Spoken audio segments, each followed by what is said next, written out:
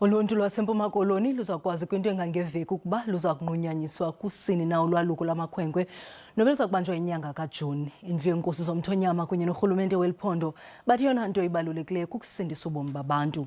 Emva kwentlanganiso yekomiti ejongene nemiba yolwaluko kweliphondo, iinkokheli zomthonyama ziye zanikwa ixesha lokufakana imilomo nababandakanyekayo kulo mba. Kungekudala bekucetywa ukuba eli siko liqhube kwixesha lasebusika. Oku izinzame zokuthintela ukubhubha kwabakhwetha ngenxa yonqano. Ngoku lo bhubhane we-COVID-19 uza nolunye ukhwembe-khwembe.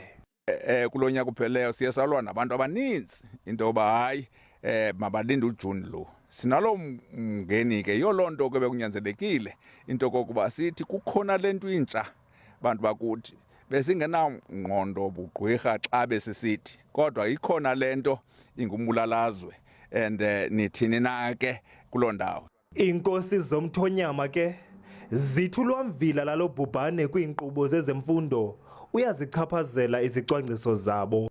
Abantwana abaninzi abafana bengenile pha ngaba basuka ebhomeni ezikolweni. Ithetha ukuthi ke sawube bona sibabethile xa sisithi makuyo entabeni kuba into eza kwenzeka bazawuya entabeni isikolo singabikho. Akuyonto ke sifuna uyikhulisa loo nto. Abo banesiphiwo sokusingatha ulwaluko bathi bayayiqonda ukuba ezi nguqu zibalulekile ekusindiseni ubomi babantu.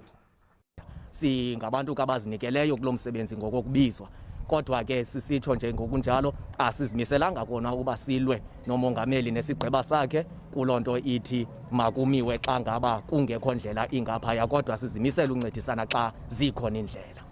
Iinkosi zomthonyama zimemelele ukuba wonke ubani azole, athozame, alinde umongameli welizwe ahlahle indlela.